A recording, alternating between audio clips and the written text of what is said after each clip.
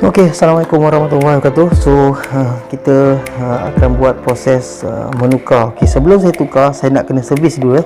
So, kalau perasan okey, owner ni dia punya laptop dia kalau tengok, ya Allah, okey, penuh dengan rambut.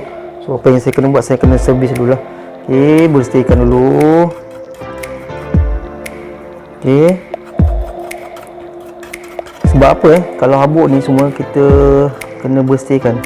Sebab dia akan dropkan performance, dia tak boleh nak sejukkan kita punya prosesor. Okey. So, bila prosesor kita tak boleh nak sejuk, okey, dia akan panas. So, performance dia pun akan drop. Okey, memang penuh ngabuk lah. Okey. Okey, so kita buka dulu kita punya apa ni, SSD. Okay, SSD ni 960GB lah. Okay, saya prefer kat dia beli yang besar lah. Okay, sebab dia banyak file. Okay, kita buka dulu. Okay, mana gunting? Kita buka dulu So, kita dah servis ni 960GB So, kalau ikutkan harga kat Shopee, kita boleh dapat lebih kurang dalam tak sampai RM500 pastikan sebelum kita nak upgrade, kita kena tahulah. Okay, kadang-kadang baru macam apa, kita tak nak bila kita upgrade, kita dah beli macam ni, tengok ada slot M2, so kita dah rugi dah sebenarnya. Baik kita beli M2 punya apa ni, SSD terus. Okay, so ini adalah SSD sangat ringan. Okay, so kita letak tepi dulu. Satu lebih kurang dalam 960GB lah. Okay, so yang ni kita buka dulu hadis dia. Letak tepi skru ni kita tarik saja. Okey alright. Apa yang kita kena buat adalah, okey, kita kena ukur tapak dia. Okey so ini memang tapak dia lah. Okey, so kita kena buka hadis lama ni. Okey, kita akan gantikan dengan SSD, lepas tu kita kena format, masukkan window. Okey, SSD ni benda yang baru lah. Okey, so saya prefer kepada siapa yang nak upgrade, better upgrade size yang besar lah. Okey, memang ada jual, kalau kita tengok dekat Shopee dapat bawah RM100, tapi size dia 128GB. Okey, kalau kita beli 128GB, kalau dia tak boleh nak jadi apa ni, jenis yang satu slot, kita rugilah. Okey, 1TB downgrade kita punya storage kepada 128GB. Okey, so kita tak boleh nak simpan banyak lah. So kalau kita punya laptop kita ada slot M2, okay, kita tak ada masalah, kita boleh beli 128GB, dan hard disk ni kita jadikan sebagai sleeve, okay, untuk simpan semua file kita. Okay. Okay, kita masukkan kat dalam ni, kita skrukan lah. Okay, dia memang size dia sangat nipis. Kalau nak compare dia punya berat dia, okay, memang terasa lah sangat-sangat ringan. Okay, SSD sangat ringan. Okay, so lama pergi yang baru. Okay, kita upgrade SSD, kita akan masuk Windows. Okay, kita masukkan. Saya tak rakam dia punya sebelum ni, dia punya macam mana nak load Windows. Kalau saya tahulah, sebab saya dah sebelum ni saya dah troubleshoot, memang agak-agak lambat bila nak load window, nak ni shutdown pun lambat. Okey, so kita kena masukkan skru tepi ni dulu.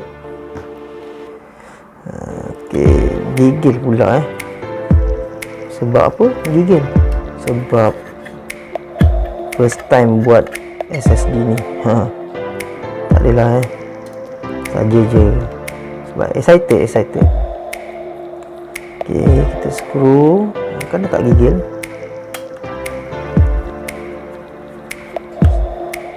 Okey, kita nak kepuasan sebenarnya. Okey, so kita tak nak laptop yang slow sangat-sangat berbeza lah. Kita bukannya berada pada tahun 1995. Okey, kita nak load satu file tu, okey, 1995 kita masih ada lagi kot yang menggunakan apa ni, floppy disk. Saya tak tahulah kalau 1TB ni ataupun 960GB ni, kalau siapa yang zaman-zaman seangkatan saya dulu yang menggunakan floppy disk, dia boleh kira sendirilah. okey, 1.14 MB. okey, duduk dalam ni berapa banyak floppy disk yang diperlukan. okey, so kita perlu masukkan semula ke dalam slot dia. Kita skru balik. Mana skru tadi? Satu je. Rasa ada dua tadi. Satu je. okey, satu skru, satu lagi skru dengan body sekali. okey, so kita skru balik semula. okey, pastikan skru semua dipasang. okey, sekarang ni kita dah upgrade kita punya hard disk lama, hard disk kepada SSD. Kita nak masukkan Windows. okey, saya nak pasang semula. Sebelum saya pasang, saya akan bersihkan dulu lah. okey, so kalau tengok laptop ni bateri vape saja 3 biji bateri vape. okey, boleh buat sendiri sebenarnya. okey, ini internal punya, dia punya bateri tak boleh nak tanggal lah, so kena buka body semua. okey, tengok ada tak problem. Kita bersihkan dulu.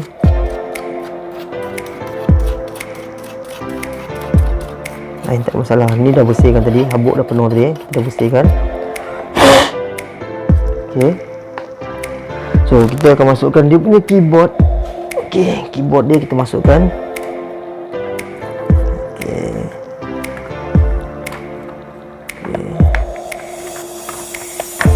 Saya stop dulu video ni, saya nak pasang keyboard dulu.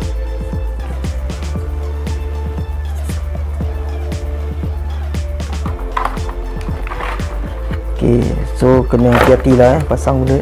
Ada disk lupa nak cabut, keluarkan. okey, so klip ni masukkan dia punya keyboard.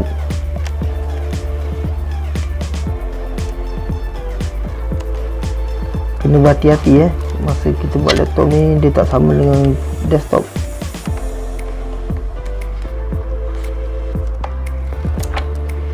Tak apalah, saya stop dulu, saya settlekan. Right. okey, so saya dah masukkan dia punya SSD tu. Kita dah test lah, kita masuk dekat dia punya BIOS. So secara tak langsung kita boleh nampak dekat sini hard disk dia dah detect 960GB Kingston SA400 ni lah. Ini SSD yang kita masukkan tadi. okey, dan dia punya CPU fan tadi, sebelum ni saya tak monitor. okey, so kita nampak CPU fan dia punya RPM 3700 lah. Selepas kita dah servis tadi dia punya habuk terlampau penuh tadi. So ini adalah belum masuk Windows lagi. So saya akan install Windows dulu lah. So ini adalah Intel Core i5. okey, CPU 2.5. okey, so RAM total kat sini 4GB. okey, RAM nanti kita nak upgrade lagi lah.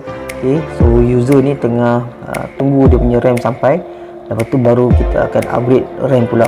okey, sekarang kita upgrade kita punya hard disk dulu. Alright, so nantilah saya nak install Windows. Tengok dia dah okey dah ni. okey, so sekarang kita tengah masukkan Windows, dan kalau kita tengok agak laju juga dia punya performa dia. Alright.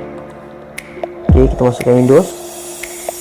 Kita nak install Windows only. Alright.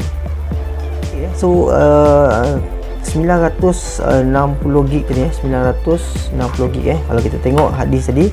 So bila kita nak install Windows automatic, dan kelebihannya kita sama juga, sama macam hard disk, kita boleh buat partition untuk dia.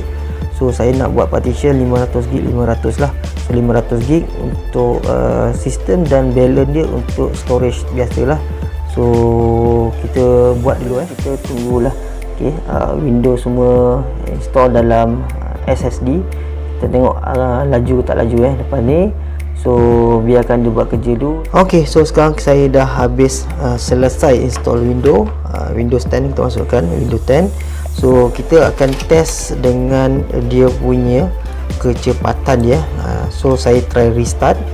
okey, power, kita restart, kita tengok dulu berapa laju dia shutdown dan berapa laju pula dia akan on semula.